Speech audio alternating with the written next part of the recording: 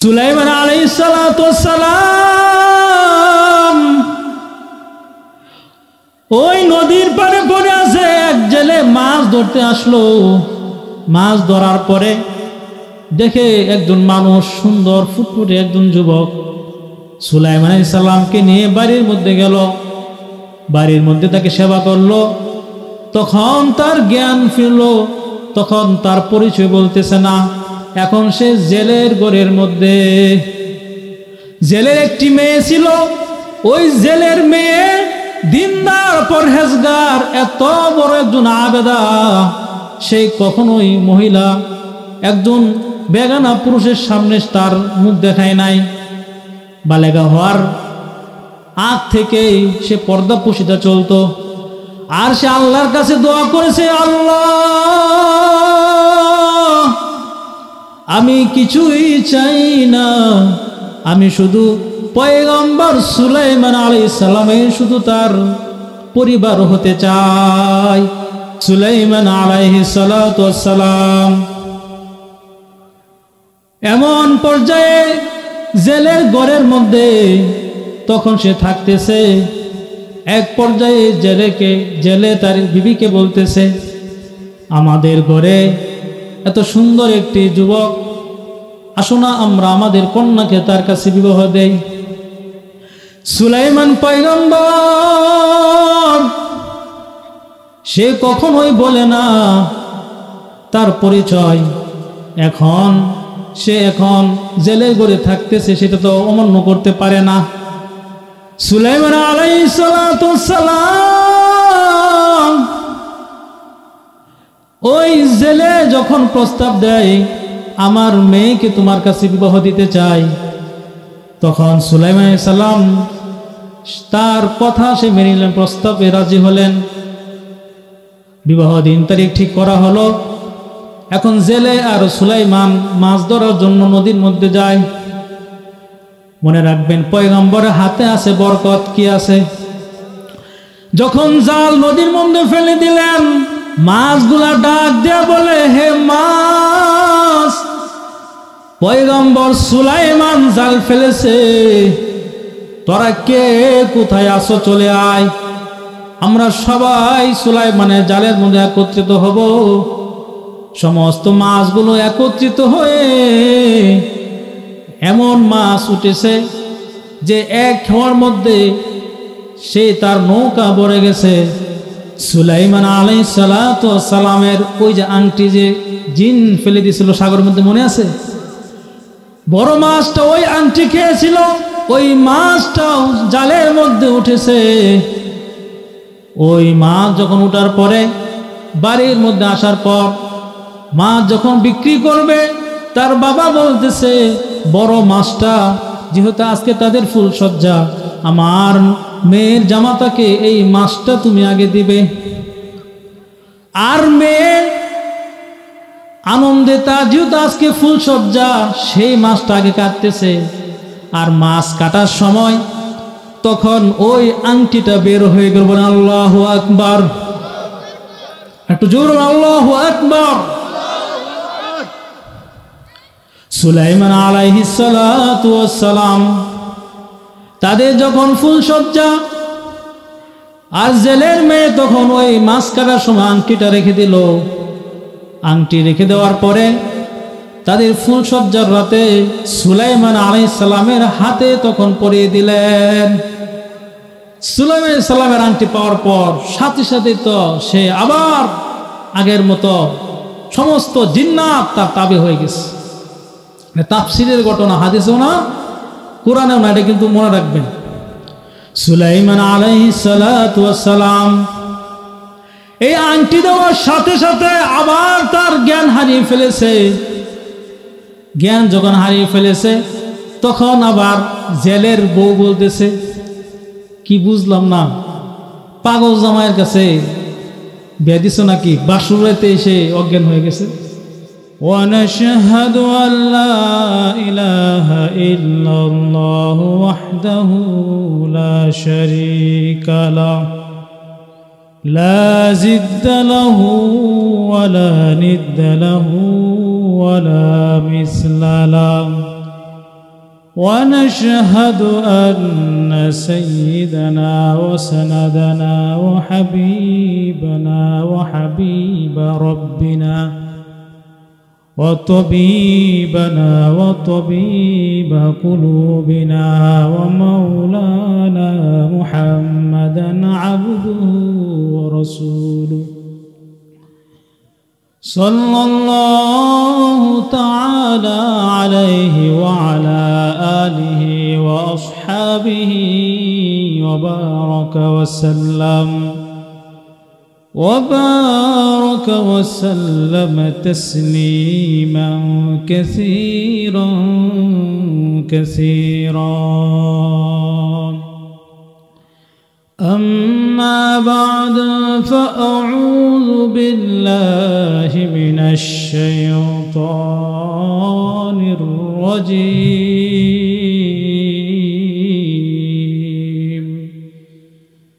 بسم الله الرحمن الرحيم.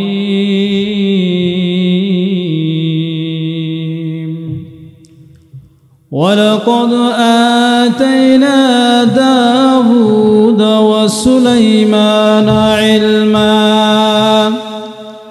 وقال الحمد لله الذي فضلنا على كثير من عباده المؤمنين. وقال رسول الله صلى الله عليه وسلم الدنيا حلوة خضرة وإن الله مستخلفكم فيها فينظر كيف تعملون.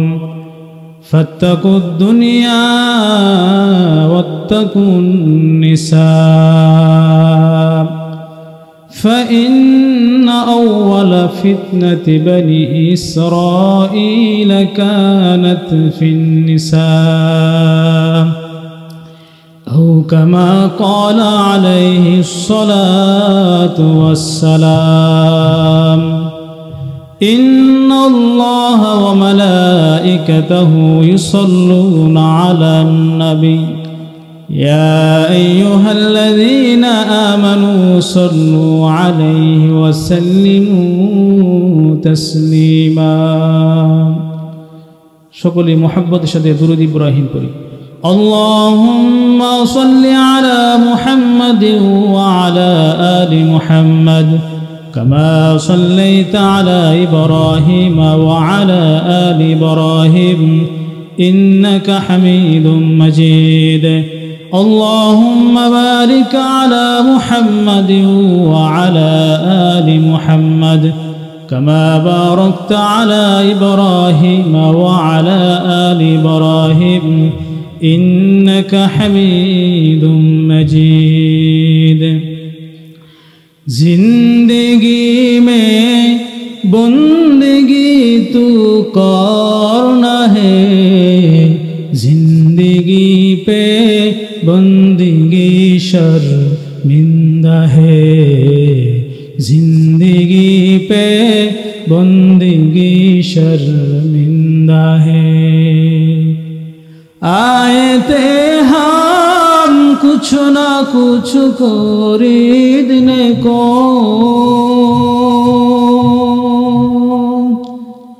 आए थे हम कुछ ना कुछ खरीदने को, जैसे है रोशन मेरा क़ल्ब रूह, वरना कोई चारा तो जहाँ में नहीं, वरना कोई चारा तो जहाँ में नहीं। जिंदगी में बंदगी तो करना है, जिंदगी पे बंदगी शर्मिंदा है, जिंदगी पे बंदगी शर्मिंदा है। दुनिया में हो दुनिया का तलबगार न हो, बाजार से उजरत खरीदार न हो। ए दुनिया एक मिसली कागज फूल है, ए दुनिया एक मिसली कागज फूल है। जिंदगी में बंदगी तू करना है, जिंदगी पे बंदगी शर्मिंदा है, जिंदगी पे बंदगी शर्मिंदा है। अल्हम्दुलिल्लाह। धामलोई टेकपाड़ा বাইতুল নূর জামে মসজিদের উদ্যোগে এই তাফসিরুল কোরআন মাহফিলের অত্যন্ত শ্রদ্ধেভাজন সভাপতি মুআজ্জাজ মুকাররম উলামা ইকরাম, আমার সামনে উপবিষ্ট দিন প্রিয় ইসলাম প্রিয় কোরআনের সৈনিক মুসলমান ভাইয়েরা, পর্দার আড়ালে অত্যন্ত শ্রদ্ধেয়া আবেদা সলেহা নেককার মা ও বোনেরা, আসুন আমরা সর্ব আগ্রে মহান রব্বুল আলামিনের দরবারে কালিমাতুশ শুকর আদায় করি, যিনি অত্যন্ত দয়া করে মায়া করে ভালোবেসে এই তাফসিরুল কোরআন মাহফিলে আসার মতো বসার মতো সুযোগ করে দিয়েছেন। সেই মহা মালিকের দরবারে উঁচু আওয়াজে একসাথে এক বাক্যে বলি আলহামদুলিল্লাহ। এই মাহফিল পেয়ে খুশি না বেজার? খুশি হলে আওয়াজটা একটু উঁচু হবে, বলেন আলহামদুলিল্লাহ। একটা জিনিসের লাভ জানা থাকলে সেটা বলতে ভালো লাগে। কোনো ব্যক্তি যদি সুবহানাল্লাহ বলে, আল্লাহ রাসূল সাল্লাল্লাহু আলাইহি ওয়াসাল্লাম হাদিসের মধ্যে বলেছেন সুবহানাল্লাহ তামলাউল মিজান, সুবহানাল্লাহ বলার কারণে আপনার মিজানের পাল্লা অর্ধেক ভরে যাবে। হাদিসের মধ্যে আছে মা বাইনাস সামাওয়াতি ওয়াল আরদ, আসমান জমিনের মধ্যে যতটুকু খালি জায়গা আছে এই খালি জায়গাটুকু আল্লাহ তাআলা সুবহানাল্লাহ বলার কারণে নেকি দিয়ে ভরপুর করে দেবেন। এই খালি জায়গা কতটুক? আমরা যে কলম দিয়ে একটা ফুটা দেই এটাকে বিন্দু বলে, আর মহাকাশের মধ্যে এই বিন্দু পরিমাণ এক একটা পৃথিবী। এই বিন্দু পরিমাণ হাজারো হাজারো কোটি পৃথিবী মহাকাশ ছেড়ে দিলে হারিয়ে যাবে। তাহলে আসমান কতটুক বড়, কত লম্বা, কত দীর্ঘ কেউ বলতে পারবে না, কিয়ামত পর্যন্ত বলতে পারবে না। আর তার নিচ পর্যন্ত যদি আপনি সুবহানাল্লাহ বলেন তাহলে নেকি দিয়ে ভরপুর করে দিবেন।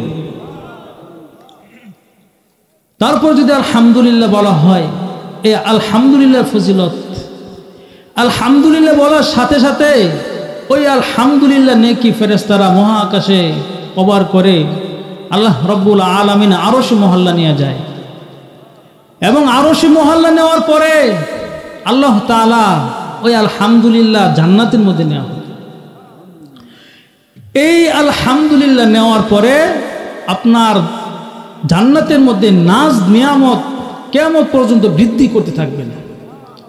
হাদিসের মধ্যে আসছে এক জান্নাতি সে শুয়ে শুয়ে বলতে থাকবে, হে আল্লাহ, আমার থেকে এক স্তর উপরে এক জান্নাতি, সে অনেক আনন্দে আছে, খাটের মধ্যে শুয়ে আছে, তার এই শোয়াটা আমার কাছে অনেক আকর্ষণ হয়েছে, এমনকি আমল করছে। তখন আল্লাহ তাআলা বলতেছে, হে আমার বান্দা, সে এতটুকু আমল করেছে, তোমার যতটুক বয়স সেও এতটুকু বয়স পেয়েছে, সে যতটুকু আমল করেছে সেও অতটুকু আমল করেছে। ডিফারেন্স, পার্থক্য, ফারাক শুধু এতটুকু। একবার তার জীবদ্দশায় আলহামদুলিল্লাহ সুবহানাল্লাহ আল্লাহু আকবার শুধু একবার বেশি হয়েছে। একবার বেশি হওয়ার কারণে আসমান জমিন থেকে এতটুক দূরত্ব তার জান্নাতের মধ্যে। সুবহানাল্লাহ কইবেন না? একসাথে বলেন সুবহানাল্লাহ। তো এই জন্য এই মাহফিলের শুরু থেকে শেষ পর্যন্ত আমরা তাকবীর আলহামদুলিল্লাহ আল্লাহ আকবার বলতে রাজি আছেন ইনশাআল্লাহ? তো যেই সূরাটা আমি আপনাদের তেলাওয়াত করেছি। এই সূরাটার মধ্যে 93টি আয়াত আছে। কয়টা আয়াত? জুড়ে বলুন, কয়টা আয়াত? আর না হয় সকালবেলা জিজ্ঞাসা করবে, কিরে বাতিজা কেমন ওয়াজ হয়েছে? তখন বলবেন, হ্যাঁ ওয়াজ হয়েছে, অনেক ভালো লাগছে, কিন্তু কি ওয়াজ করছে, কি বিষয়, আলোচ্য বিষয় কি, এইটা তো কইতারি না।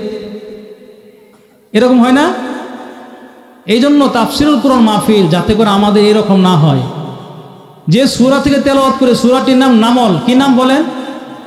সূরার নাম কি? নামল। এই সূরাটার মধ্যে 93টি আয়াত আছে। কয়টা আয়াত? জুড়ে বলেন। ইলেকশনের সময়, ওই সময় তো ঠিকই ভাইয়ের মার্কা আছে, কোন সে মার্কা? কলা গাছ। আমরা এই সময় কই না? ওই সময় আমাদের আওয়াজ থেকে আসে, হ্যাঁ আমার ভাইয়ের চরিত্র ফুলের মতো পবিত্র, নামাজ পড়ে না, আছে না? আমরা ঠিকই ওই সময় বলতে পারি, কিন্তু এখন মাহফিলের সময় আমাদের কি হয়, আওয়াজ করতেছে না। তো এই সূরাটার মধ্যে কয়টা আয়াত আছে? মাশাআল্লাহ 7টা রুকু। কয়টা রুকু? 7টা রুকু। আমি 15 নম্বর আয়াত থেকে তেলাওয়াত করেছি, 40 নম্বর আয়াত পর্যন্ত আলোচনা হবে। এই আয়াতগুলোর মধ্যে সুলাইমান আলাইহিস সালামের ইতিহাস তুলে ধরেছেন। অনেক শিক্ষা আছে, যদি শেষ পর্যন্ত থাকেন তাহলে অনেক কিছু শিক্ষা নিয়ে বাড়িতে যাইতে পারবেন। বলেন ইনশাআল্লাহ। সুলাইমান আলাইহিস সালামের ইতিহাস, আল্লাহ তাআলা তাকে এত জ্ঞান দিয়েছিলেন, এই তাম পৃথিবীর মধ্যে চারজনকে পুরা পৃথিবী শাসন করার ক্ষমতা দিয়েছিলেন। 4 জনের মধ্যে একজন হলো সুলাইমান আলাইহিস সালাম, 2 নম্বর হলো যুলকারনাইন, 3 নম্বর হলো নমরুদ, 4 নম্বর হলো বখতেনাসর। এই 4 জনকে আল্লাহ তাআলা পৃথিবীর মধ্যে পুরা পৃথিবী শাসন করেছেন। 2 জন ছিল মুমিন আর 2 জন ছিল কাফের। সুলাইমান আলাইহিস সালাতু ওয়াস সালাম আল্লাহ তাআলা এত জ্ঞান দিয়েছিলেন, এত তাকে প্রজ্ঞা দিয়েছিলেন, আল্লাহ তাআলা এত মেধা দিয়েছিলেন, তার এত পরিমাণ জ্ঞান আল্লাহ তাআলা দান করেছিলেন। তার বাল্যকালের অসংখ্য ঘটনা আছে, আমি ওই দিকে যাব না। সুলাইমান আলাইহিস সালাতু ওয়াস সালাম, তার এত বিশাল সিংহাসন ছিল, এরকম বিশাল সিংহাসন বাতাসের উপর ভর করে এক সকাল এক বিকালে 2 মাসের রাস্তা সে অতিক্রম করতে পারত। বলেন সুবহানাল্লাহ। এক সকাল এক বিকালে 2 মাসের রাস্তা অতিক্রম করতে পারত সুলাইমান আলাইহিস সালাতু ওয়াস সালাম। একদিন তার পুরা সিংহাসন সহ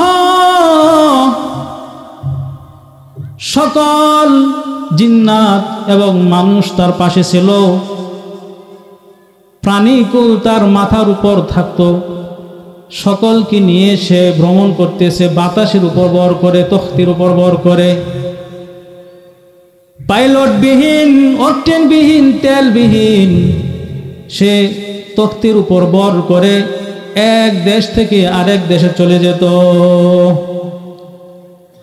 সুলাইমান আলাইহিস সালাতু ওয়াস সালাম সে যখন সিংহাসন নিয়ে যখন সে উপর দিয়ে যাইতেছিল, এমন সময় এক পিপিলিকা তখন ডাক দিয়ে বলতেছে, হে পিপিলিকার দল, তোমরা এই মুহূর্তে গর্তের মধ্যে প্রবেশ করো। পিপিলিকা যখন এই কথা বলার পর সুলাইমান আলাইহিস সালাতু ওয়াস সালাম 9 মাইল উপরে তার সিংহাসন সহ সে ভ্রমণ করতেছে, এমন সময় পিপিলিকার আওয়াজটা সে শুনতে পেল। আর তখন সে মুস্কি হাসি দিয়ে বলতেছে, আল্লাহর কাছে একটি দোয়া করতেছে, হে আল্লাহ, আমাকে যে নিয়ামত দিয়েছ, আমাকে আমার বাবাকে যে নিয়ামত দিয়েছ, এই নিয়ামত তুমি স্থায়ী করে দাও। আর তুমি আমাকে এবং আমার বাবাকে নেককার ব্যক্তিদের অন্তর্ভুক্ত করে নাও। আজকে আমাদের টাকা পয়সা হইলে আল্লাহকে ভুলে যায় এবং আমরা আল্লাহর নাম নিতে চাই না, অহংকার বশত নামাজ পড়তে চাই না, এবং কি টাকা পয়সা হইলে সে অন্য জায়গা যেখানে সব হয় না বরং গুনাহ হয়, শিরকি কাজ হয়, ওইখানে হাজার হাজার টাকা ব্যয় করে। এরূপ আছে না নাই? মাজারের মধ্যে নিয়ে যা, আছে না? লক্ষ লক্ষ গরু নিয়ে যাও ওইখানে, অথচ গরিব অসহায় পাশের লোক অসহায় হয়ে আছে, তাদেরকে দিতে চায় না। ওইখানে ইমান বিদ্বেষিকতা চলে, ওইখানে তারা যায়। কি ওইখানে কি হয় দেখেন, এমন এমন তারা গান কয়, যেই গান শুনলে সাথে সাথে ইমান থেকে ইমান বের হয়ে যায়, কিন্তু তারপরেও ওইখানে মানুষ যাইতেছে। ভাইয়েরা আমার, সুলাইমান আলাইহিস সালাতু ওয়াস সালাম এত ক্ষমতা থাকার পরেও আল্লাহকে বলেন নাই, এত শক্তি থাকা সত্ত্বেও আল্লাহকে বলেন নাই। সুলাইমান আলাইহিস সালাতু ওয়াস সালাম সে আবার যখন সামনে বাড়তেছে, হঠাৎ করে দেখে একটা পাখি, হুদহুদ পাখিটা সে অনুপস্থিত। হুদহুদ পাখি যখন অনুপস্থিত হইল, তখন সুলাইমান আলাইহিস সালাতু ওয়াস সালাম বলতেছেন যে হুদহুদ পাখি কেন অনুপস্থিত? সে যখন আসবে তাকে এমন শাস্তি দেব, তাকে যদি উপযুক্ত প্রমাণ দিতে না পারে তাকে আমি জবাই করে ফেলব। সুলাইমান আলাইহিস সালাতু ওয়াস সালাম কেন হুদহুদ পাখির দিকে সে দৃষ্টি গেল, তার কারণ হলো হুদহুদ পাখির আল্লাহ তাআলা এত বড় একটা নিয়ামত দিয়েছিলেন। সেই নিয়ামতটা হলো এই হুদহুদ পাখি তার ঠোঁট যখন মাটির মধ্যে লাগানোর সাথে সাথে সে বলতে পারতো ওই জমিনের নিচে কয় হাত নিচে পানি আছে, সেই কথা সে বলতে পারতো। সুবহানাল্লাহ বলবেন না? এত ক্ষমতা আল্লাহ তাআলা দিয়েছিলেন। সুলাইমান আলাইহিস সালাতু ওয়াস সালাম ওই পাখি যখন কিছুক্ষণ পর তার দরবারে হাজির হয়েছে, তখন সুলাইমান আলাইহিস সালাতু ওয়াস সালামকে ডাক দিয়ে বলেন, হে পয়গম্বর, আমি এমন একটি দেশে গিয়েছিলাম, সেই দেশের মধ্যে এমন কিছু আছে তা আপনিও এটা অবগত নাই, আপনিও সেই খবর রাখেন না। সুলাইমান আলাইহিস সালাতু ওয়াস সালাম এই কথা বলার পর বলতেছে, এটা সত্য না মিথ্যা যাচাই করব আমি। সুলাইমান আলাইহিস সালাম একটা চিঠি লিখলেন 3 কথার মধ্যে, ইন্নাহু মিন সুলাইমান ওয়া ইন্নাহু বিসমিল্লাহির রাহমানির রহিম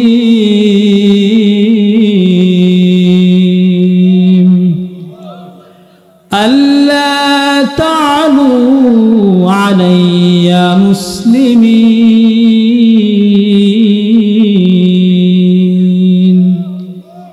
সুলাইমান আলাইহিস সালাতু ওয়াস সালাম 3 কথার উপর চিঠি লিখে দিলেন। 3 কথা হলো, 1 নম্বর সুলাইমানের নাম লিখলেন, 2 নম্বর হলো আল্লাহর নামটা লিখে দিলেন, 3 নম্বর লিখে দিলেন বাদশার কাছে বললেন, তুমি যদি অহংকার বশত তুমি ফিরে যাও আর ইসলাম যদি গ্রহণ না করো, তাহলে তোমার দেশে আসতেছি যুদ্ধ করার জন্য। হুদহুদ পাখি ওই চিঠি নিয়ে যখন রানী বিলকিস সাবা দেশের মধ্যে যখন যাওয়ার পরে ওই চিঠি রানী বিলকিসের সামনে ছেড়ে দিল। ছেড়ে দেওয়ার পরে রানী বিলকিস তখন পড়ে দেখে, সেই চিঠি পড়ে দেখে সে একজন সম্মানী ব্যক্তি, সেই চিঠি পড়ে দেখে সাথে সাথে তার পরিষদবর্গ ডাক দিলেন। পরিষদবর্গ ডাক দেওয়ার পরে ডাক দেয়া বলতেছেন, হে আমার পরিষদ বর্গ, আমার কাছে একটি সম্মানিত চিঠি এসেছে। তোমরা এই চিঠি তোমরা পরামর্শ দাও, এখন আমি কি করতে পারি। সুলাইমান আলাইহিস সালাতু ওয়াস সালাম তখন ওইভাবে এই চিঠি যখন তার কাছে রানী বিলকিসের কাছে পাঠানোর পর, আর রানী বিলকিস তার পরিষদ বর্গ আলোচনা করতেছে কি করা যায়। তখন তার পরিষদ বর্গ বলেন, শুনে রাখুন, আমাদের শক্তি আছে, আমরা যুদ্ধ করতে পারবো। তখন রানী বিলকিস বলে, না না, সেই একটা দেশের রাজা যদি আমাদের দেশে আসে তাহলে আমাদের কিন্তু অস্তিত্ব রাখবে না। রানী বিলকিস বলে, তাদেরকে একটা পরীক্ষা করে দেখব সে আসলে কি আল্লাহর পয়গম্বর কিনা। তাফসীরি কিতাবের মধ্যে লিখেছেন যে কিছু সৈন্যবাহিনী পাঠাইছে, আর কিছু লোক মেয়ে বানাইয়া, মেয়ে সাজাইয়া, ছেলেকে মেয়ে বানাইয়া আর মেয়েকে ছেলের পোশাক পরাইয়া পাঠাইয়া দিছে পয়গম্বরকে পরীক্ষা করবে। সুলাইমান আলাইহিস সালাতু ওয়াস সালাম যখন জানতে পারল তার রাজ্যের মধ্যে রানী বিলকিস পরীক্ষা নেওয়ার জন্য সৈন্যবাহিনী পাঠাইছে, তখন রানী বিলকিস ওই সৈন্যবাহিনী যখন পাঠানোর আগ মুহূর্তেই সুলাইমান আলাইহিস সালাতু ওয়াস সালাম তার রাজ্যের মধ্যে ঘোষণা করে দিলেন। কারণ সুলাইমান আলাইহিস সালাতু ওয়াস সালামকে আল্লাহ তাআলা এমন ক্ষমতা দিয়েছিলেন যে সমস্ত দুষ্ট জিন, ভালো জিন তার তাবে ছিল। সুলাইমান আলাইহিস সালাতু ওয়াস সালাম তার রাজ্যের মধ্যে জিনদেরকে বলে দিলেন, আমার রাজ্য থেকে 30 মাইল পর্যন্ত রাস্তা স্বর্ণ দিয়ে তুমি বাঁধে দাও। একটা ইট থাকবে স্বর্ণ, আর একটা ইট থাকবে রূপার। আর জঙ্গল থেকে অদ্ভুত কিছু প্রাণী নিয়ে দুই পাশে দাঁড় করিয়ে দাও। সাথে সাথে এই কাজ করলো। সুলাইমান আলাইহিস সালাতু ওয়াস সালাম হুকুম দেওয়ার সাথে সাথে এরকম করে ফেললো। আর যখন রানী বিলকিসের ওই সৈন্যরা যখন রাস্তায় এসে আসতেছে, আর রানী বিলকিস তাকে কিছু হাদিয়া উপটোকন দিয়েছেন, 3টা স্বর্ণের ইট। মনে করেন রাস্তার মধ্যে যদি গিয়ে দেখে রাস্তাটাই স্বর্ণের, 3 ইট নিয়ে কি করব। এখন 3টা ইট নিয়ে যেহেতু রানী বিলকিস দিয়েছে, এটা তো হাদিয়া দিতে হবে, এই জন্য তারা লুকিয়ে নিয়ে যাইতেছে সুলাইমানের দরবারে।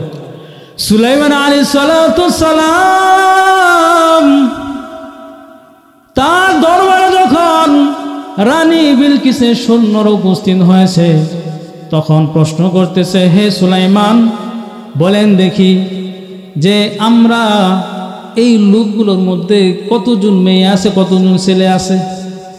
সুলাইমান আলাইহিস সালাতু ওয়াস সালাম তাদেরকে বলে, আমার মুখে বলতে হবে না, তোমরা এই পানির মধ্যে নামো, তারপরে প্রমাণ হয়ে যাবে।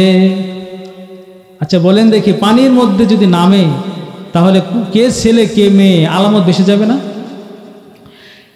সুলাইমান আলাইহিস সালাতু ওয়াস সালাম এই কথা বলার সাথে সাথে ওই তার সৈন্যবাহিনী পানির মধ্যে নামার পরে কে ছেলে কে মেয়ে প্রমাণ হয়ে গেল। আবার কিছু ফুল দিয়েছিল, ফুলের মধ্যে কাগজের ফুল কিছু ছিল। তখন সুলাইমান আলাইহিস সালাতু ওয়াস সালাম বললেন, কিছু ফুল তুমি এই ফুলগুলো পানির মধ্যে ভিজাও, আসল নকল প্রমাণ হয়ে যাবে।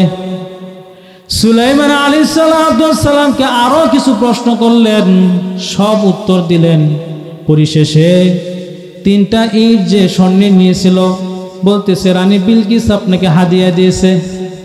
সুলাইমান আলাইহিস সালাতু ওয়াস সালাম তখন বলেন, আল্লাহ তাআলা আমাকে যা কিছু দান করেছে তোমাদের এই হাদিয়ার চাইতে অনেক দামি। মাইনে মুমিন সুয়ে মুমিন মিশাওয়াত, মাইলে কাফের সুয়ে কাফের মিশাওয়াত। সোহবতে সালে তোরা সালে কুনাত, সোহবতে তালে তোরা তালে কুনাত। ভাইরা আমার, সুলাইমান আলাইহিস সালাতু ওয়াস সালাম। এই দৃশ্যগুলো হওয়ার পরে তখন তারা যখন ফিরে যাইতেছে, সুলাইমান আলাইহিস সালাম আবার বলে দিলেন, শুনে রাখো, তোমার রানী বিলকিসকে বলবে, সে যদি ফিরে না আসে, মুসলমান না হয়, অতি শীঘ্রই তার দেশে যুদ্ধ করার জন্য আমরা যাব। রানী বিলকিসকে যখন তারা এই ঘটনা বর্ণনা দিলেন, রানী বিলকিস তখন বলতেছে, হ্যাঁ অবশ্যই একজন আল্লাহর পয়গম্বর। সাথে সাথে তখন রানী বিলকিস সুলাইমান আলাইহিস সালাম দরবারে আসার জন্য প্রস্তুত হয়ে গেল। আর আল্লাহ রব্বুল আলামিন ওহীর মাধ্যমে জানিয়ে দিলেন, সুলাইমান আলাইহিস সালাতু ওয়াস সালাম তখন তার পরিষদবর্গ ডাকলেন, হে আমার পরিষদবর্গ, এখন কি করা যায়, এখন কি করা যায়, তোমরা পরামর্শ দাও। কে আসো রানী বিলকিসের সিংহাসন এক মুহূর্তের মধ্যে আমার কাছে এনে দিতে পারবে? ইফরিত নামে একটা জিন ছিল, সে ডাক দিয়ে বলতেছে, হে পয়গম্বর, আপনি বসা থেকে ওঠার আগে আগে আমার এত ক্ষমতা আছে, রানী বিলকিসের সিংহাসন এক মুহূর্তের মধ্যে আমি নিয়ে আসব। এই কথা বলার পর সুলাইমান আলাইহিস সালাতু ওয়াস সালাম ডাক দিয়ে বলতেছেন, এত সময় নেওয়া যাবে না, এর থেকে কম সময় কে এনে দিতে পারবে? ওই মজলিসের মধ্যে আসিফ ইবনে বরখিয়া নামে এক আল্লাহর ওলি ছিল। ওই আল্লাহর ওলি তখন বলতেছে, হে পয়গম্বর, আমার এতটুকু সময় লাগবে, আপনার চক্ষু খুলতে এবং বন্ধ করতে যতটুকু সময় লাগে, এর আগে আগে আমি তার সিংহাসন আমি এখানে এনে দিতে পারবো। ওই আল্লাহর ওলির ইসমে আজম তা জানা ছিল। আমরা এইখান থেকে আজকে একটা জিনিস শিক্ষা নেই, যখন দোয়া করব যদি আমরাও ইসমে আজম শব্দগুলো ব্যবহার করি, উচ্চারণ করি, আল্লাহ তাআলা আমার আপনার দোয়া কবুল করবেন। জানা দরকার আছে না? মনে রাখবেন, শেষে বলে দিব। সুলাইমান আলাইহিস সালাতু ওয়াস সালাম যখন আসিফ ইবনে বরখিয়া রানী বিলকিসের সিংহাসন মুহূর্তের মধ্যে আনলো, আনার পরে তার সিংহাসনটা কতটুকু বড়, 30 হাত এরকম উঁচু এবং 40 হাত দীর্ঘ, 80 হাত এরকম লম্বা। মুহূর্তের মধ্যে সুলাইমান আলাইহিস সালামের কাছে সিংহাসন নিয়ে আসছে। রানী বিলকিস যখন সুলাইমান আলাইহিস সালামের কাছে আসার পরে সাথে সাথে তখন বলতেছে, হে রানী বিলকিস তখন সুলাইমানকে বলতেছে যে এইটা তো আমার মতোই, কিন্তু কিভাবে বলবে আমার? কিছু কার্য পরিবর্তন করে উলট পালট করে রাখছে যাতে করে না বলতে পারে সেটা তার সিংহাসন। সুলাইমান আলাইহিস সালাতু ওয়াস সালাম রানী বিলকিসকে বলতেছে, আপনি অনেক দূর থেকে এসেছেন, মেহমানখানা প্রবেশ করুন। তখন মেহমানখানা যখন প্রবেশ করবে, ওই মেহমানখানা যাওয়ার আগে একটি নদী আছে, আর সেইখানে এমনভাবে ব্রিজ করেছে কাঁচ দিয়ে, সে বুঝতেই পারে নাই এখানে যে একটা ব্রিজ আছে। আর সে যখন পা রাখতেছে, তার কাপড় উপর উঠাইতেছে, তার পায়ের গোছা পর্যন্ত তুলে ফেললো। সুলাইমান আলাইহিস সালাম বলেন, হে রানী বিলকিস, এমন জায়গা এখানে আপনার পা ভিজবে না। রানী বিলকিস সাথে সাথে তখন বলল, এটা আল্লাহর পয়গম্বর ছাড়া সম্ভব না। সাথে সাথে আল্লাহ রব্বুল আলামিনের উপর ঈমান আনয়ন করেছে। আল্লাহ কইবেন না তো?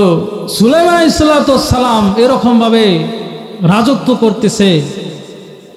একদিন তার ভিতরে তাফসীরি কিতাবে আসছে, তার ভিতরে এরকম আসলো, কিভাবে আমার এই রাজত্ব কে নেবে, কে ধ্বংস কিভাবে হবে? সুলাইমান আলাইহিস সালাম একদিন সে ওয়াশরুমে যাওয়ার পরে তার একটি আংটি তার খাদেমের কাছে দিছে। খাদেমের কাছে দেওয়ার পর একটি জিন নকল সুলাইমান সেজে এসে ওই আংটিটা নিয়ে তার সিংহাসনে বসে পড়েছে।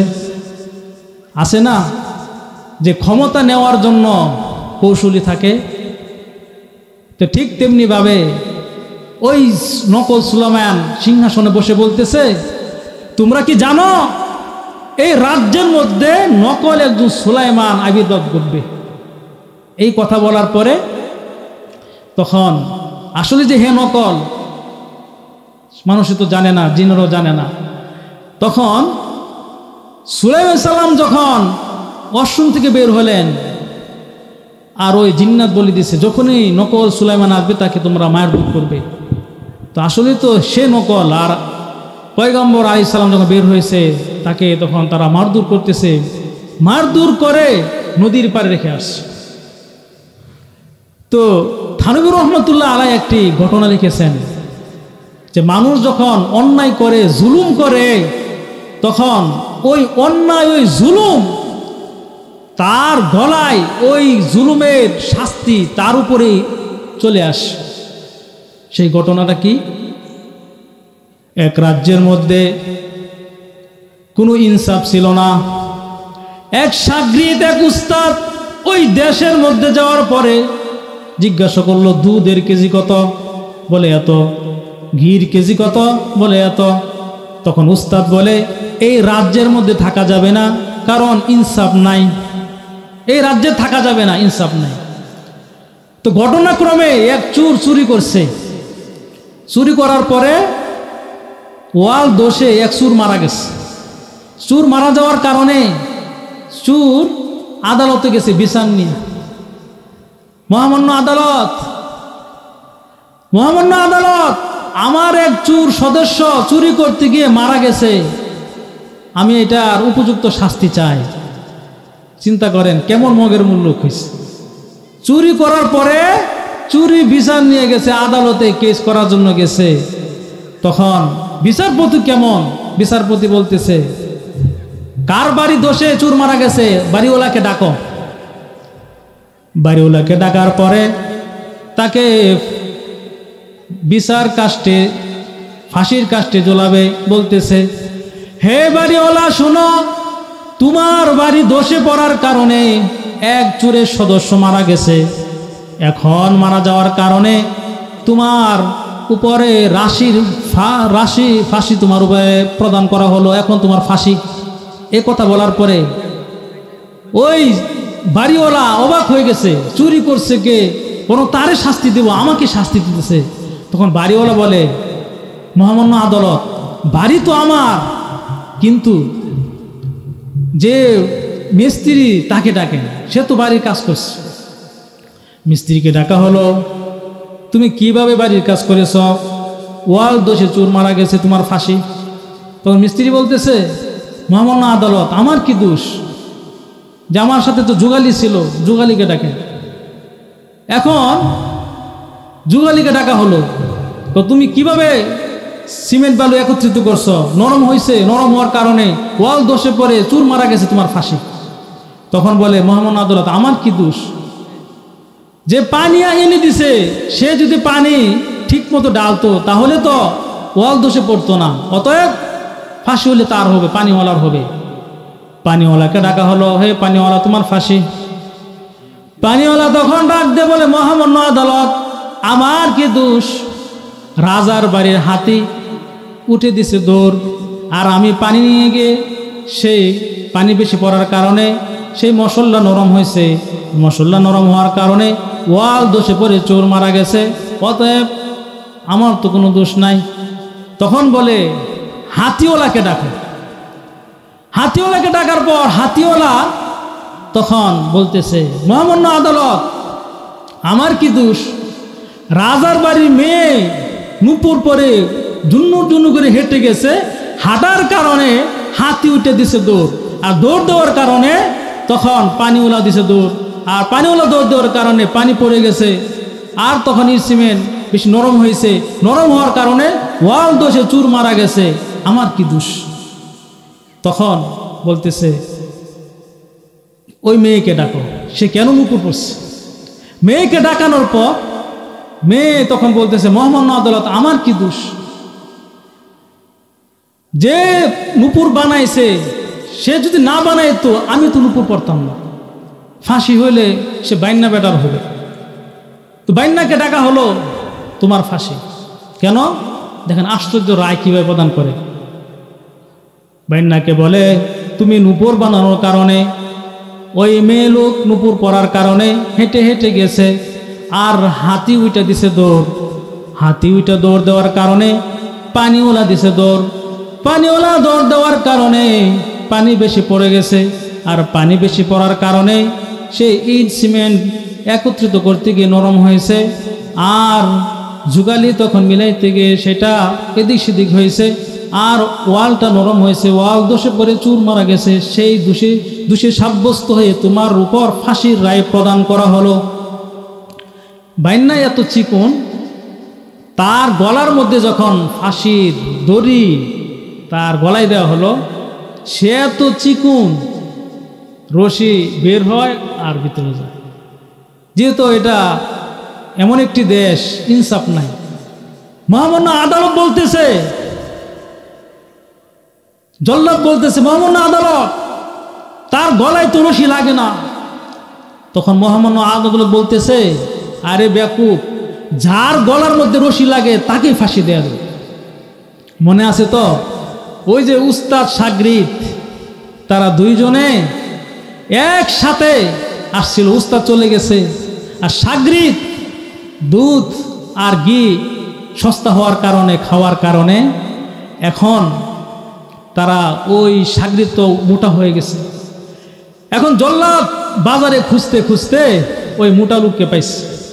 বলতেছে, আসো, তো কোথায় তোমার ফাঁসি? আমার কি অপরাধ? কি তোমার অপরাধ এইটাই, তোমার গলায় লাগে। গলায় কি? গলায় লাগে। আমার এটা দোষ হইলো? তো না, গলায় লাগে, তোমার ফাঁসি। এখন তো ওই লোক বলতেছে, কি আজীব, আমার গলায় লাগে দিকে আমার ফাঁসি। ঠিক তেমনি ভাবে এই দুনিয়ার মধ্যে যত জুলুমবাজি আছে, যত নাস্তিক পর্যায়ে লোক আছে, তারাও আজ উলামা ইকরামদেরকে বিদ্বেষ করে, তারাও কটূক্তি করে। মনে রাখবেন, একদিন এমন একটি দিন আসবে, ওই গলার রশি ওই নাস্তিক, ওই বেঈমান, ওই ইহুদি খ্রিস্টানদের গলায় গিয়ে পড়বে। সেই দিন বেশি দূরে নাই, সেই দিন বেশি দূরে নাই। এখন শাগরিদ তখন বলতেছে, মহামান্য আদালত, ফাঁসির আগ মুহূর্তে আমার একটু সময় দেন, আমরা উস্তাদের কাছে যাব। উস্তাদের কাছে যাওয়ার পর বলে, হে উস্তাদ, আমার তো এখন ফাঁসির রায় প্রদান করা হয়ে গেছে, আমার ফাঁসি হয়ে যাবে। উস্তাদ বলতেছে, আমি তো তোকে আগেই বলেছিলাম যে এই দেশের মধ্যে ইনসাফ নাই, ওই দেশে থাকা যাবে না, বরং যদি থাকো মুসিবত আসবে। তখন উস্তাদ বলতেছে, এখন তোমার একটি বাঁচার উপায় আছে। কি উপায়? উপায়টা হলো, ওই আদালতের সামনে যাওয়ার পরে আমি বলবো আমাকে ফাঁসি দেন, তুমি বলবে আমাকে ফাঁসি দেন। এই কথা বলার সময় এতটুকু আবার আমাকে দিয়ে দিও না, তাহলে আমার ফাঁসি দিয়ে দিবে, কারণ ইনসাফ নেই তো। উস্তাদ শাগরিদ তখন মহামান্য আদালতের সামনে গিয়ে বলতেছে, আমাকে ফাঁসি দেন, আর শাগরিদ বলতেছে আমাকে ফাঁসি দেন। তখন মহামান্য আদালত বলে, কি ব্যাপার, মরার জন্য কি এত পাগল হয়? হ্যাঁ, মরতে চাও, কারণ কি, রহস্য কি বলো? তখন মহামান্য আদালত শুনতেছে, আর ওই উস্তাদ বলতেছে, মহামান্য আদালত শুনেন, কি জন্য মরতে চাই? আমি স্বপ্ন দেখেছি আজকে যে মারা যাবে সে স্বর্গে চলে যাবে। স্বর্গ মানে কি? জান্নাতে, জান্নাতে চলে যাবে। মহামান্য আদালত বলতেছে, আমার দেশ, আমার রাজ্য, আমার বিচার, তোমরা আমার আগে জান্নাতে চলে যাবে, স্বর্গে যাবে, আমি কই যাব? এই গলার রশি আমার গলায় লাগা, ওই রশি আমার গলায় লাগা। লাগানোর পর সাথে সাথে ওই জালেমের ফাঁসি হয়ে যায়। তখন ওই দেশে ইনসাফ কায়েম হয়, শান্তি ফিরে আসে। এই জন্য ভাইয়েরা আমার, ঠিক তেমনি ভাবে আমাদের দেশেও যে সমস্ত মানুষ জুলুম করেছিল, অন্যায় করেছিল, তার শাস্তি আজ ভোগ করতেছে না? এজন্য ঠিক তেমনি শিক্ষা নিতে হবে, যারা আল্লাহর হুকুম মানবে না, আল্লাহর সাথে দৃষ্টতা দেখাবে, তাদেরও প্রস্তুত থাকতে হবে। পরকাল তাদের জন্য কঠিন শাস্তির ব্যবস্থা করে রেখেছেন। এজন্য ভাইয়ারা আমার, সুলাইমান আলাইহিস সালাম মনে আছে তো, নদীর পাড়ে রেখে আসছিল, মনে আছে? এই দিক দিয়ে সুলাইমান আলাইহিস সালাম, নকল সুলাইমান দেশ চালাইতে দেশের 12টা বাজায় দিচ্ছে। আলুর কেজি মনে করেন 100 টাকার উপরে, পেঁয়াজের খবর শুনে তো মাথায় হাত। কিভাবে সংসার চলবো এই কথা শুনে নকল সুলাইমান দেশ অবস্থা খারাপ করতেছে। সুলাইমান আলাইহিস সালাতু ওয়াস সালাম সে নদীর পাড়ে পড়া, আর ওই নকল সুলাইমান যখন দেশের সমস্ত জনগণ একত্রিত হয়ে নকল সুলাইমানকে সাইজ করলো, তখন সে তো জিন্নাত, সে দৌড়ে সাগরের উপর দিয়ে চলে গেছে, আর আংটিটা সে সাগরের মধ্যে ফেলে দিছে। সুলাইমান আলাইহিস সালাতু ওয়াস সালাম ওই নদীর পাড়ে পড়ে আছে। এক জেলে মাছ ধরতে আসলো, মাছ ধরার পরে দেখে একজন মানুষ, সুন্দর ফুটফুটে একজন যুবক, সুলাইমান আলাইহিস সালামকে নিয়ে বাড়ির মধ্যে গেল, বাড়ির মধ্যে তাকে সেবা করলো। তখন তার জ্ঞান ফিরল, তখন তার পরিচয় বলতেছে না। এখন সে জেলের ঘরের মধ্যে, জেলের একটি মেয়ে ছিল, ওই জেলের মেয়ে দিনদার পরহেজগার, এত বড় একজন আবেদা, সেই কখনোই মহিলা একজন বেগানা পুরুষের সামনে তার মুখ দেখায় নাই। বালেগা হওয়ার আগ থেকেই সে পর্দা পুশিদা চলতো। আর সে আল্লাহর কাছে দোয়া করেছে, আল্লাহ আমি কিছুই চাই না, আমি শুধু পয়গম্বর সুলাইমান আলাইহিস সালামের শুধু তার পরিবার হতে চাই। দেখেন নেককার দেখ কিভাবে দোয়া কবুল করে। ওই নেককার মেয়ে দোয়া করেছিল, আর তার বাবা কিন্তু একবার প্রস্তাব নিয়ে গেছিল সুলাইমানের দরবারে। আর তার পরিষদবর্গ যারা আছে তারা বলতে, তুমি একটা জেলে তোমার মেয়ের বিয়ার প্রস্তাব নিয়ে আসছো, তোমার তো সাহস কম না। তখন ফিরে আসছিল। ওই মেয়ে কেমন ভাবে চলেছে, জেলের মেয়ে আল্লাহর কাছে দোয়া করেছে, হে আল্লাহ আমি একজন পয়গম্বরের বিবি হতে চাই, কিয়ামতের ময়দানে তার হাত ধরে ধরে আমি জান্নাতে যেতে চাই। আর আজকের যুগের মেয়েরা কি চায়? স্মার্ট স্মার্ট পুরুষ খুঁজে। যদি 5 ওয়াক্ত নামাজ পড়ে দাঁড়িয়ে আছে, পছন্দ করতে চায় না। এখন মাশাআল্লাহ কলেজ ভার্সিটিতে এখন পর্দাশীল আছে না নাই? এখন আস্তে আস্তে মানুষ বুঝতেছে, দিন সম্পর্কে অবগত হচ্ছে, এখন মানুষ দিনের পথে আসতেছে। এজন্য মা বোনদেরকে বলবো, হে মা, হে আমার বোনেরা, পর্দার সাথে চলুন। আল্লাহ রাসূল সাল্লাল্লাহু আলাইহি ওয়াসাল্লাম হাদিসের মধ্যে বলেছেন, সল্লু খামসাকুম ওয়া সুমু শাহরাকুম ওয়া আদু যাকাত আমওয়ালিকুম ওয়া তিউযা আমরিকুম তাদখুলু জান্নাতা রাব্বাকুম। আল্লাহ রাসূল সাল্লাল্লাহু আলাইহি ওয়াসাল্লাম বলেছেন, তোমরা যদি এই 4টা কাজ করতে পারো, 1 নম্বর কাজ 5 ওয়াক্ত নামাজ ওয়াক্ত মতো পড়তে হবে, মা বোনদেরকে বলতেছি। 2 নম্বর যাকাত যদি ফরজ হয় যাকাত আদায় করতে হবে। 3 নম্বর পর্দার সাথে চলে স্বামীর আনুগত্য করতে হবে, স্বামী যা বলে তা মানতে হবে, স্বামী যদি বলে যেইটা বলে সেইটাই মানতে হবে, স্বামীর অবাধ্য করা যাবে না। 4 নম্বর হলো আল্লাহ রাসূল সাল্লাল্লাহু আলাইহি সাল্লাম বলতেছেন যে স্বামীকে মানো এবং পর্দার সাথে তুমি চলো, বেগানাদের সাথে যাবা না। যখন ঘর থেকে বের হবে পর্দার সাথে বের হবে, তখন আল্লাহ রাসূল বলতেছেন তাদখুলু জান্নাতা রাব্বিকুম, সে জান্নাতে সে প্রবেশ করে ফেলবে, দুনিয়ার মধ্যে সে জান্নাতে প্রবেশ করে ফেললো। আল্লাহ রাসূল সাল্লাল্লাহু আলাইহি ওয়াসাল্লাম বলতেছেন, এই জন্য এই কাজগুলো মা বোনরা করবেন, তাহলে জান্নাতে চলে যেতে পারবেন। আমার প্রাণের ভাইয়েরা, রাগ করতেছেন? হ্যাঁ, ঘুম আসতেছে?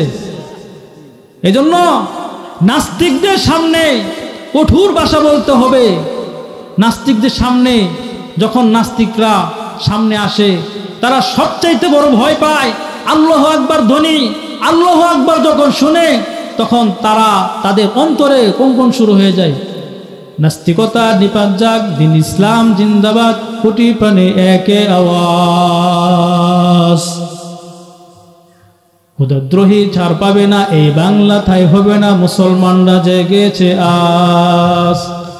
জোর কদমে সামনে বাড়ো, বজ্রকণ্ঠে আওয়াজ তুলো, একে সাথে একে তালে দাও না স্লোগান, নারায়ে তাকবীর। দিন ইসলামের আলো, ইসলামের শত্রুরা, এই আওয়াজে কি হবে? আল কোরআনের আলো, ইসলামের শত্রুরা। আরো জোরে বলতে হবে আপনাদের আওয়াজে, যাতে করে লোক এখানে আসতে পারে। ইসলামের জন্য আমার হয়েছে জন্ম, ইসলামের বিরুদ্ধে গেলে দেশ হবে ভিন্ন। ও জোর কদমে সামনে বাড়ো, বজ্রকণ্ঠে আওয়াজ তুলো, একে সাথে একে তালে দাও না স্লোগান, নারায়ে তাকবীর, নারায়ে তাকবীর। দিন ইসলাম, দিন ইসলাম জিন্দাবাদ, জিন্দাবাদ। জোরে বলেন, দিন ইসলাম, দিন ইসলাম জিন্দাবাদ, জিন্দাবাদ। আপনারা যদি আওয়াজ বলেন, আওয়াজ তুললে কিছু বলতে মন চায়, আর আওয়াজ না দিলে কিন্তু বক্তাও কিন্তু আপনাদের মতো হয়ে যাবে। আওয়াজ দিতে হবে। দিবেন না আওয়াজ? কারা কারা আওয়াজ দিবেন? হাত তোলেন তো দেখি, সবাই হাত তোলেন। মাশাআল্লাহ। আল্লাহ রাব্বুল আলামিন আপনাদেরকে কবুল করেন। রাগ করতেছেন না তো? রাগ করতেছেন? কারা রাগ করতেছেন হাত দেখান তো। কারা কারা রাগ করতেছেন হাত দেখান। মাশাআল্লাহ, সবাই খুশি আছেন। বলেন আলহামদুলিল্লাহ, বলেন আলহামদুলিল্লাহ। তো শেষে একটা নাশিদ শোনাবো, শুনবেন তো? হ্যাঁ শুনবেন? সুলাইমান আলাইহিস সালাতু ওয়াস সালাম এমন পর্যায়ে জেলের ঘরের মধ্যে তখন সে থাকতেছে। এক পর্যায়ে জেলে তার বিবিকে বলতেছে, আমাদের ঘরে এত সুন্দর একটি যুবক, আসো না আমরা আমাদের কন্যাকে তার কাছে বিবাহ দেই। সুলাইমান পয়গম্বর সে কখনোই বলে না তার পরিচয়। সে এখন জেলে ঘরে থাকতেছে, সেটা তো অমান্য করতে পারে না। সুলাইমান আলাইহিস সালাতু সালাম ওই জেলে যখন প্রস্তাব দেয়, আমার মেয়েকে তোমার কাছে বিবাহ দিতে চাই, তখন সুলাইমান আলাইহিস সালাম তার কথা সে মেনে নিলেন, প্রস্তাবে রাজি হলেন। বিবাহ দিন তারিখ ঠিক করা হলো। এখন জেলে আর সুলাইমান মাছ ধরার জন্য নদীর মধ্যে যায়। মনে রাখবেন, পয়গম্বরের হাতে আছে বরকত। কি আছে? যখন জাল নদীর মধ্যে ফেলে দিলেন, মাছগুলা ডাক দেয়া বলে, হে মাছ, পয়গম্বর সুলাইমান জাল ফেলেছে, তোরা কে কোথায় আসো, চলে আয়। আমরা সবাই সুলাইমানের জালের মধ্যে একত্রিত হব। সমস্ত মাছগুলো একত্রিত হয়ে এমন মাছ উঠেছে যে এক হওয়ার মধ্যে সে তার নৌকা ভরে গেছে। সুলাইমান আলাইহিস সালাতু ওয়াস সালামের ওই যে আংটি যে জিন ফেলে দিয়েছিল সাগরের মধ্যে, মনে আছে? বড় মাছটা ওই আংটি খেয়েছিল, ওই মাছটাও জালের মধ্যে উঠেছে। ওই মাছ যখন উঠার পরে, বাড়ির মধ্যে আসার পর মাছ যখন বিক্রি করবে, তার বাবা বলতেছে, বড় মাছটা যেহেতু আজকে তাদের ফুল সজ্জা, আমার মেয়ের জামাতাকে এই মাছটা তুমি আগে দিবে। আর মেয়ে আনন্দে, তার যেহেতু আজকে ফুল সজ্জা, সেই মাছটা আগে কাটতেছে। আর মাছ কাটার সময় তখন ওই আংটিটা বের হয়ে গেল। বলেন আল্লাহু আকবার, একটু জোরে আল্লাহু আকবার। সুলাইমান আলাইহিস সালাতু ওয়াস সালাম তাদের যখন ফুলসজ্জা, আর জেলের মেয়ে তখন ওই মাছ কাটার সময় আংটিটা রেখে দিল। আংটি রেখে দেওয়ার পরে তাদের ফুলসজ্জার রাতে সুলাইমান আলাইহিস সালামের হাতে তখন পরিয়ে দিলেন। সুলাইমান আলাইহিস সালামের আংটি পাওয়ার পর সাথে সাথে তো সে আবার আগের মতো সমস্ত জিন্নাত তার তাবে হয়ে গেছে। তাফসীরের ঘটনা, হাদিসেও না, কোরআনেও না, এটা কিন্তু মনে রাখবেন। সুলাইমান আলাইহিস সালাতু ওয়াস সালাম এই আংটি দেওয়ার সাথে সাথে আবার তার জ্ঞান হারিয়ে ফেলেছে। জ্ঞান যখন হারিয়ে ফেলেছে তখন আবার জেলের বউ বলতেছে, কি বুঝলাম না, পাগল জামাইয়ের কাছে বিয়ে দিছ নাকি? বাসুরাইতে এসে অজ্ঞান হয়ে গেছে, এরকম কেমন জামাইয়ের কাছে বিবাহ দিছ? দেখবেন যখন সুখ হয় তখন কিন্তু দেখবেন বিবিরা বলে মারহাবা মাশাআল্লাহ বলে, যখন মুসিবত আসে তখন দেখবেন ভুল কারে কয়, তোমার কারণে আমার মেয়ের অশান্তি হইতেছে, ঠিক না? ঠিক তেমনি ভাবে সুলাইমান আলাইহিস সালাতু ওয়াস সালাম অজ্ঞান হয়ে গেছে, তখন আবার তাকে পানি টেনে দিচ্ছে মাথায়, জ্ঞান ফিরে আসছে। জ্ঞান ফেরার পরে সুলাইমান আলাইহিস সালাতু ওয়াস সালাম তার রাজ্যে তার সমস্ত ঘটনা বর্ণনা দিলেন। বর্ণনা দেওয়ার পরে সুলাইমান আলাইহিস সালাতু ওয়াস সালাম বলল যে আমি তো এরকম। আর তখন ওই মেয়েটা চোখের পানি ছেড়ে দিয়ে ছেড়ে কান্না করতেছে।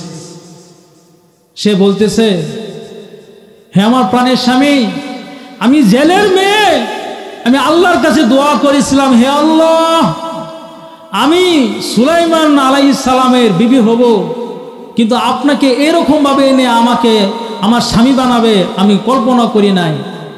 এজন্য মুমিন যদি কেউ হতে পারে, 5 ওয়াক্ত নামাজ পড়তে পারে, আল্লাহর ভয় অন্তরে আজকে নিতে পারে, আজকের এই তাফসীরুল কুরআন মাহফিল থেকে যদি একটা শিক্ষা নিতে পারেন যে যেইখানে থাকুক না কেন আমাকে আল্লাহ দেখতেছে, এতটুক যদি শিক্ষা নিতে পারেন, তাহলে আল্লাহ তাআলা এমন এমন আপনাকে রিজিক দান করবেন, এমন এমন মুসিবত থেকে উদ্ধার করবেন, আপনি সেটা টের পাইবেন। তাহলে আজকের মাহফিল থেকে একটা শিক্ষা নিতে পাই না ইনশাআল্লাহ? আমরা সর্ব অবস্থায় আল্লাহকে ভয় করব। কাকে ভয় করব? মনে থাকবো তো ইনশাআল্লাহ? তো আল্লাহকে ভয় করলে কি হবে? আল্লাহ তাআলা আপনাকে রিজিক এমন জায়গা থেকে এনে দেবে আপনি টেরও পাইবেন না। এই জন্য ভয়, তাকওয়া, আল্লাহ তাআলা এমন পুরস্কার দিবেন। দেখেন সুলাইমান আলাইহিস সালাতু ওয়াস সালাম ওই মেয়ের কাছে বিবাহ হয়েছে, ওই মেয়ের তাকওয়া, ওই মেয়ের আল্লাহর ভয়, আল্লাহর কাছে চেয়েছে, আল্লাহ তাআলা তার ঘরের মধ্যে নিয়ে বিবাহ পড়াইছে। ভাইয়ের আমার, তো সুলাইমান আলাইহিস সালাতু ওয়াস সালামের ইতিহাস আমরা শুনে কি রাগ করতেছি?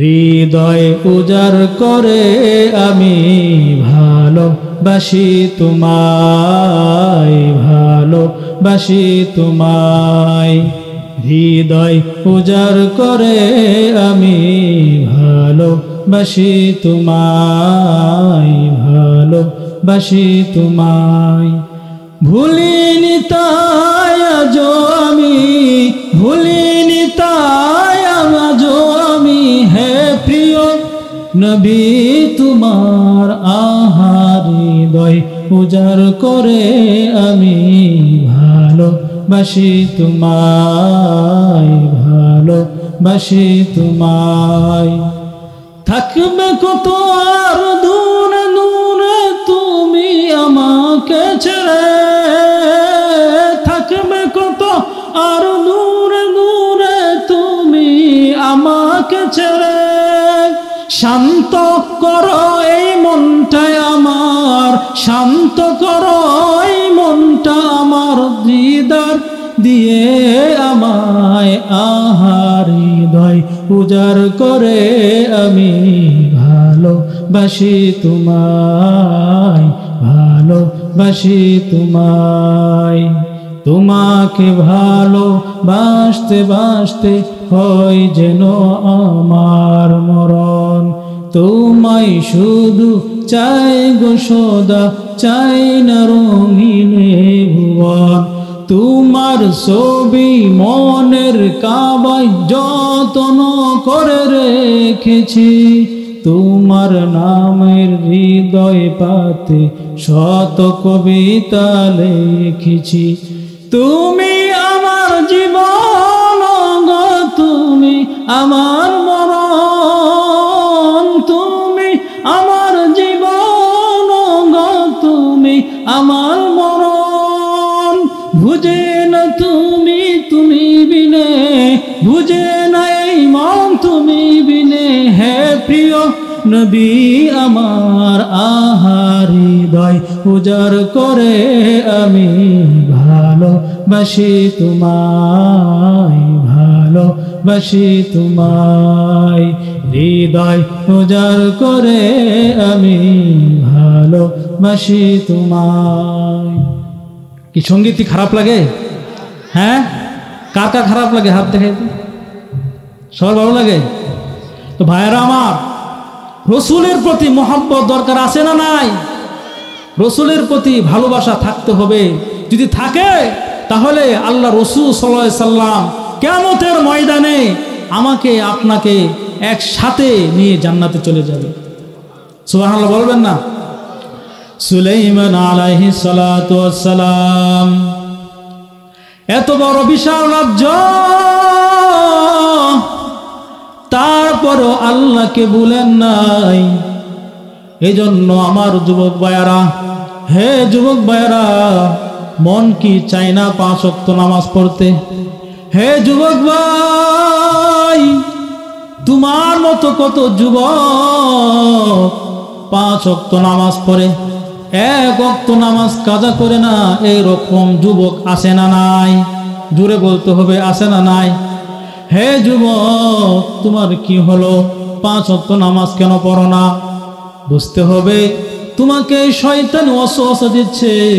তোমার মতো যুবক ভার্সিটিতে পড়ে, তোমার মতো যুবক স্কুলে যায়, সুন্দর করে ওযু করে নামাজের সময় নামাজ আদায় করে।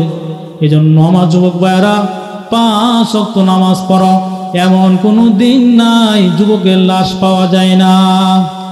হে আমার বৃদ্ধ বাবাজিরা, আপনাদের পায়ে হাত রেখে বলতেছি, এই জীবন কিন্তু চিরস্থায়ী না। সুলাইমান আলাইহিস সালাম কিন্তু দেখেন বিশাল রাজ্য, তারপরও তাকে কিন্তু এই দুনিয়াকে পরিত্যাগ করতে হয়েছে। হে যুবক ভাইরা, হে আমার বৃদ্ধ বাবাজিরা, আপনার মতো কত বৃদ্ধ বাবা শীতের রজনীতে ওযু করে শীতের রাত্রে তাহাজ্জুদে নামাজে দাঁড়ায় যায়। মন কি চায় না আমার আল্লাহর সাথে বন্ধুত্ব হয়ে যাক? মন কি চায় না আল্লাহর সাথে বন্ধুত্ব হোক? যদি আল্লাহর সাথে বন্ধুত্ব হয়, কবরে ভয় থাকবে না, হাসরে ভয় থাকবে না, পুলসিরাতে ভয় থাকবে না, এবং বিনা হিসাবে তখন জান্নাতে হয়ে যাবে। ইন্নামা ইউওয়াফাস সাবিরুনা বিগাইরি হিসাব।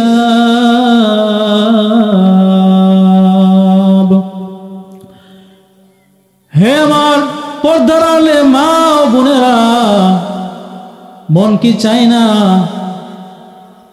আপনাদের মতো কত মা কত বোনেরা পর্দার সাথে চলে?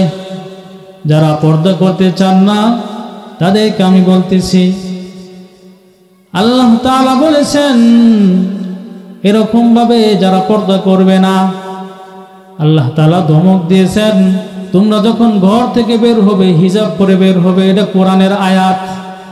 এজন্য আমার মা বোনেরা যখন ঘর থেকে বের হবেন 5 ওয়াক্ত নামাজ পড়বেন, স্বামীর আদেশ মানবেন, এবং সাথে সাথে কোরআন তেলাওয়াত করবেন, আর নিজের সন্তানদেরকে কোরআন শিক্ষা দিবেন। এমন একদিন আসবে যে বাড়িতে বেনারসি শাড়ি পরে আপনাকে নিয়ে আসছে, ওই ঘর থেকে 5 টুকরার কাপড় পরিধান করে এই বাঁশবাগানে কবরস্থানে আপনাকে রেখে আসবে, কেউ আপনার খবর আর রাখবে না। মন কি চায় না হে মা হে বোনেরা,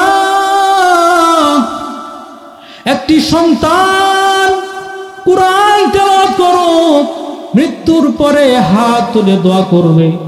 মন কি চাই না? ঢাকার একটি বাস্তব ঘটনা, এক সন্তান তার মা কষ্ট করে কোরআন তেলাওয়াত শিক্ষা দিয়েছে। ওই মা কষ্ট করে কোরআন শিক্ষা দেওয়ার পরে মা যখন ইন্তেকাল করেছে, সন্তান যখন মা জানাজার নামাজের জন্য দাঁড়িয়ে গেছে, সন্তান তখন অতীতের কথা মনে হয়ে গেল, চোখের পানি পড়তেছে, হাউ মাউ করে কান্না করতেছে আর বলতেছে, যারা মায়ের জানাজা পড়েছেন, বাবার জানাজা পড়েছেন, তারা জানে তার কত কষ্ট। ওই হাফেজ কোরআন যখন মায়ের জানাজা পড়তেছে, চোখের পানি টলমল করে পড়তেছে। আল্লাহ তাআলা তখন ডাক দিয়ে বলেন, হে ফেরেশতারা, ওই বান্দা কেন কান্না করতেছে তুমি জানো নি? আল্লাহ তাআলা জানার পরেও জিজ্ঞাসা করবেন, কেন জিজ্ঞাসা করবেন? আল্লাহ তো জানেন। আল্লাহ তাআলা মানুষকে মাফ করার জন্য বাহানা খুঁজে। আল্লাহ তাআলা ফেরেশতাকে ডাক দেব, ও ফেরেশতারা, কেন সে কান্না করতেছে? তখন সে ফেরেশতারা বলবে, হে আল্লাহ, সে জানাজার নামাজে দাঁড়াইছে, সে হলো তার আদরের মা, তার একই ব্লাড এক থাকার কারণে সে তাকবীরগুলো দেরি হচ্ছে, চোখের পানি ধরে রাখতে পারছে না, তার মা জন্য সে কান্না করতেছে। আল্লাহ তাআলা তখন ডাক দিয়ে বলেন, হে আমার ফেরেশতারা, তোমরা সাক্ষী থাকো, এই মুহূর্তে আমার এই বান্দি জীবনের সমস্ত গুনাহ মাফ করে দিলাম। সুবহানাল্লাহ, জোরে কর। ভাইয়েরা আমার, পর্দার আড়ালে মা ও বোনেরা, এই জন্য একটা সন্তান কোরআনে হাফেজ বানাতে কি মন চায় না? হে মা, আপনারও তো মা, যাদের হাফেজ কোরআন হয়েছে তারাও তো মা। আপনি যদি ইচ্ছা করেন তাহলে আপনার সন্তান কোরআন হাফেজ হইতে পারবে, কোরআন পড়নেওয়ালা সন্তান হইতে পারবে। এই জন্য ভাইরা আমার, আজকের এই তাফসীরুল কোরআন মাহফিল থেকে আমরা একটা শিক্ষা নেই, আমাদের সন্তানদেরকে সকালবেলা মক্তবে পাঠাবো। কে কে রাজি? যে হাত তুলে দেখান। সকালবেলা মক্তবে পাঠিয়ে দেবো, কে কে পাঠাবেন? দেখান, হাত তুলে দেখান। আল্লাহ তাআলা সবাইকে কবুল করেন, বলেন আমিন। সুলাইমান আলাইহিস সালাতু ওয়াস সালাম এই পৃথিবী পুরা শাসন করেছেন, আল্লাহকে ভুলেন নাই। আজকে আমরা 60-70 বছর জিন্দেগি পেয়ে আমরা আল্লাহকে ভুলে যাই, আল্লাহর সাথে দৃষ্টতা দেখাই। আল্লাহ বলে, বান্দারে তুমি ভুলে যেও না, তোমাকে কোথা থেকে আমি বানাইছি একটু চিন্তা করে দেখো। হাল আতা আলাল ইনসানি হিনুম মিনাদ দাহরি লাম ইয়াকুন শাইআন মাযকুরা। আল্লাহ তাআলা বলেন, হে মানুষ জাতি শুনো, তোমাদের কোনো অস্তিত্ব ছিল না, তোমাদের এক ফোঁটা নাপাক পানি দিয়ে তোমার মায়ের বাবার মাধ্যমে তোমাকে আমি দুনিয়াতে পাঠাইছি, তোমার কোনো অস্তিত্ব ছিল না। হে আমার বাবাজিরা, ও আমার পর্দার আড়ালে মা বোনেরা, আজকে তাফসীরুল কোরআন থেকে আমরা শিক্ষা নেই। এই তাফসীরুল কোরআন থেকে আগামীকাল ফজরের নামাজ কেউ কাজা করব না। কারা কারা রাজি আছেন? নাকি ওয়াজ শুনবো সারা রাত, নামাজ পড়বো না এক ওয়াক্ত, এরকম কেউ আছেন? সারা জীবন যদি ওয়াজ শুনতে শুনতে আপনি স্টেজের সামনেই বসে থাকেন, এক পয়সাও লাভ হবে না। আর যদি আপনি একটা কথার উপর আমল করেন, একজনও যদি আমল করে, তাহলে আজকের এই তাফসিরুল কুরআন মাহফিল সফল হয়ে যাবে, একজন যদি আমল করে। এজন্য আমরা একজনকে চাই নাকি সবাইকে চাই? সবাইকে চাই না আমরা? 5 ওয়াক্ত নামাজ পড়বেন ভাইয়েরা আমার। এই 5 ওয়াক্ত নামাজ যদি পড়েন কি ফজিলত! হাদিসের মধ্যে আসছে 5 ওয়াক্ত নামাজ যদি আদায় করে, 5 ওয়াক্ত নামাজ আদায় করার কারণে তার শরীরে কোনো গুনাহ থাকতে পারে না। এজন্য আমরা 5 ওয়াক্ত নামাজ পড়ব ইনশাআল্লাহ। দেখেন সুলাইমান আলাইহিস সালামের কাহিনী বলার উদ্দেশ্যটা হলো এই উদ্দেশ্য। দেখেন এত বড় পয়গম্বর পড়া হওয়ার পরেও আল্লাহকে ভুলেন নাই যে হুদহুদ পাখিকে কেন হুকুম দিলেন পানি দেখার জন্য? নামাজের ওয়াক্ত হয়ে গেছে, যাতে করে জিন্নাত দিয়ে খনন করে পানি বের করে উযু করে নামাজ আদায় করার জন্য। চিন্তা করেছেন সুলাইমান আলাইহিস সালাম যদি এত বিশাল সিংহাসন উপর দিয়ে যাইতেছে, নামাজের ওয়াক্ত হয়ে গেছে, নামাজ আদায় করার জন্য সে পানি নিচ থেকে বের করে উযু করে নামাজ আদায় করেছে।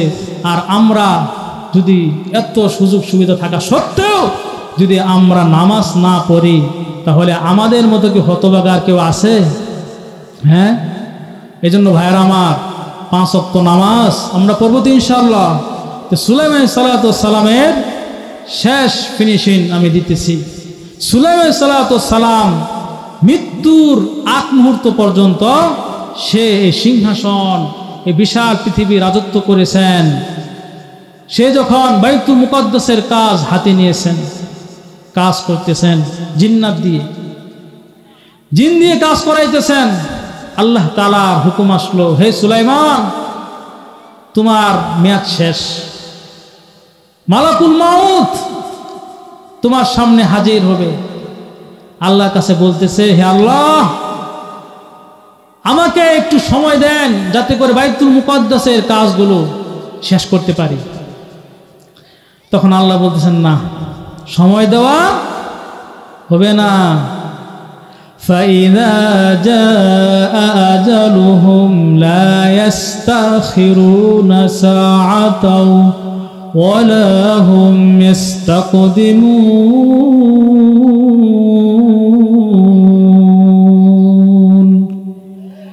يَا إِلَٰهِي تو میرا معبود ہے، یا الہی تو میرا معشوق ہے، یا الہی مجھ سے مجھ کو دور کر تاکہ دیکھو مجھ میں تجھ کو ایک نظر۔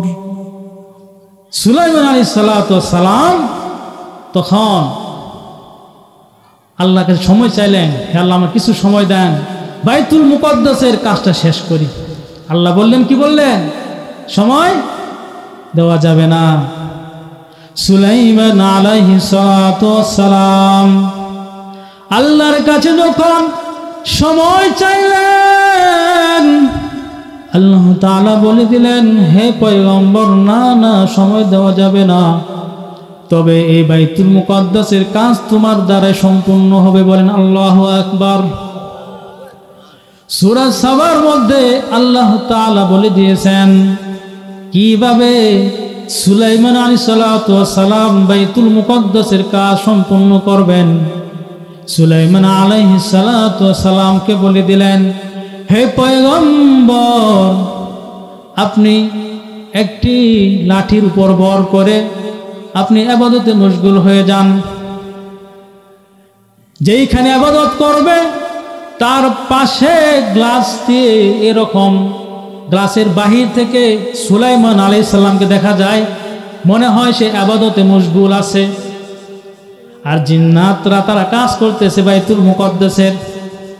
সুলাইমান আলাইহিস সালাম যখন কাজ করতেছে, আর কাজ করার সময় এমন সময় সুলাইমান আলাইহিস সালামের সামনে মালাকুল মাউত হাজির হয়ে গেল। তার জান কবজ হয়ে গেছে, লাঠির মধ্যে ভর করে আছে। আর জিন্নাতটা তাকায় তাকায় দেখে, কি ব্যাপার, এখনো তো সুলাইমান আলাইহিস সালাম ইবাদতে আছে, কাজ করতেছে জিন্নাতরা।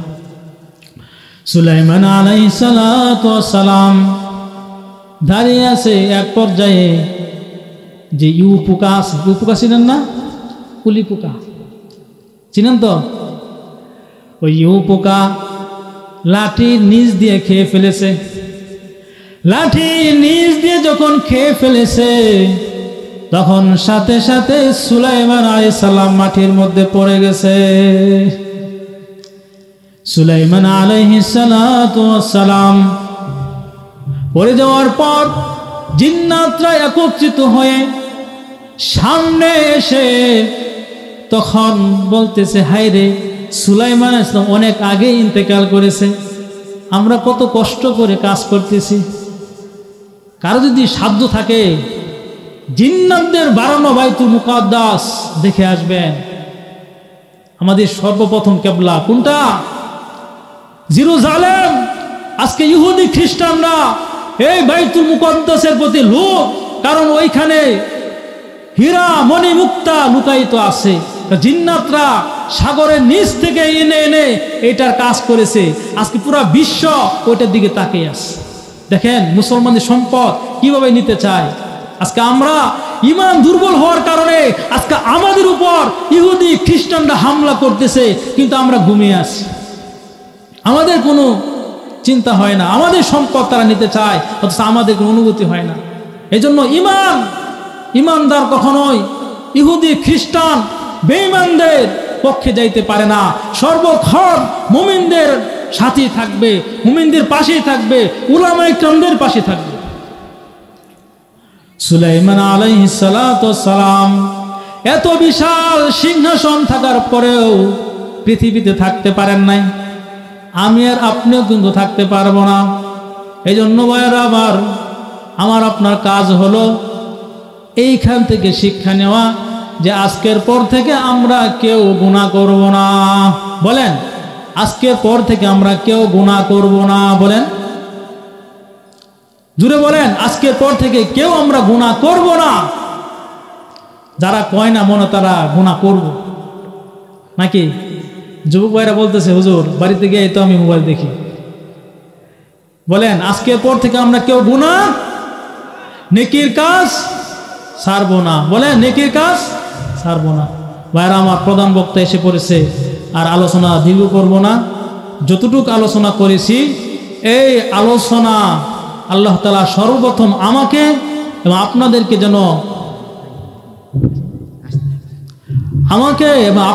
যেন আমল করার তৌফিক দান করেন। এটা নাশিদ হবে তো ইনশাআল্লাহ? বলবো, আপনার অনুমতি দিলে বলবো। ও মদিনার মাটি রে, সকল সুখ বুঝি তোর কপালে। ও মদিনার মাটি রে, সকল সুখ বুঝি তোর কপালে। ও মদিনার তোর মুখে আমার নবী, যার লাগি পাগল সবই, যার তরে সৃষ্টি হইল ত্রিভুবন। কাঁদি আমি সারাক্ষণ, কখন যাবো সেখানে, সহে না এ পরাণে। ও মদিনার মাটি রে, সকল সুখ বুঝি তোর কপালে। ও মদিনারে পাখি যদি হইতাম আমি, উড়ে উড়ে যাইতাম আমি, থাকতো না মনে কোনো যাতনা। দেহে নাই পাখা আমার, সাথে নাই টাকা আমার, কেমনে যাব মদিনা ও মদিনার মাটি রে সকল সুখ বুঝি তোর কপালে ও মদিনা রে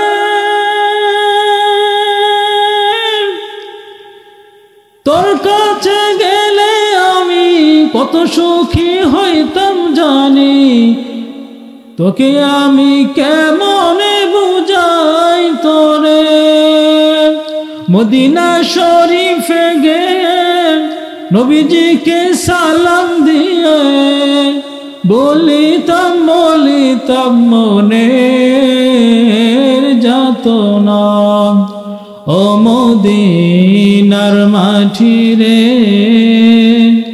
সকল সুখ বুঝি তোর কপালে। আপনি কি ঘুমায় গেছেন? বলে নারায়ে তাকবীর, আর জোরে হবে নারায়ে তাকবীর। আতিকুল ইসলাম ফয়জি সাহেবের আগমন, শুভেচ্ছার স্বাগতম।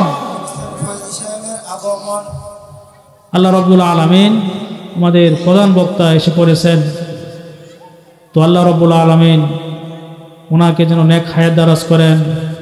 পুরা বাংলাদেশে আলোড়ন সৃষ্টিকারী বক্তা, ইউটিউবের বক্তা, এজন্য আমরা মনোযোগ সহকারে তার আলোচনা শুনব এবং সাথে সাথে ওনার জন্য দোয়া করব, আমার জন্য দোয়া করবেন।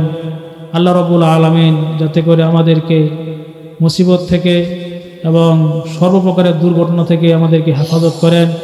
আপনাদের জন্য দোয়া করব, যারা এই মাহফিল আয়োজন করেছেন তাদের জন্য আমরা অন্তরে করম থেকে দোয়া করব।